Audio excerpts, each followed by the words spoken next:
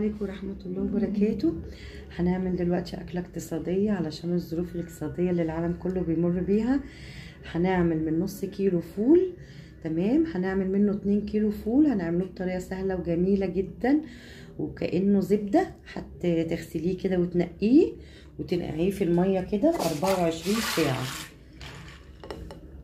ما قلت لكم ان انا هنقع دوت 24 ساعة. بعد النقع 24 ساعة بنزل عليها في الحله بتاعتي، بكون مولعه عليها، بنزل بيها زي ما قلت لكم.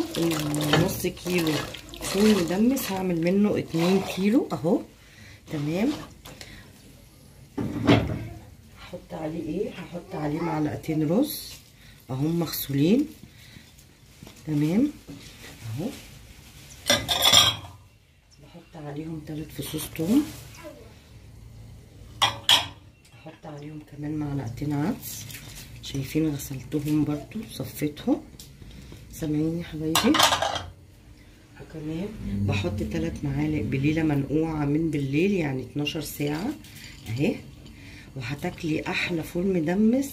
هتعملي من نص كيلو 2 كيلو، تقلبيهم كده وتسيبيهم على نار هاديه مش اقل من 12 ساعه.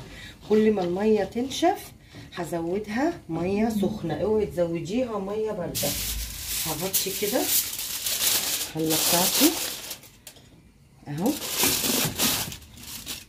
وكل نص ساعه افتح من الجنب كده والاقي الميه قلت ازودها ميه سخنه، واول ما يستوي هوريهولك يطلع شكله ايه.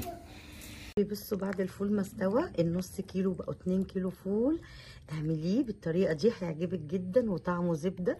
بصي الفوليه عامله ازاي، دايبه ازاي. جربي الطريقه دي هيعجبك جدا، وكيسيه بقى وحطيه في الفريزر. وتابعيني وشكرا ليكي، والسلام عليكم ورحمه الله وبركاته.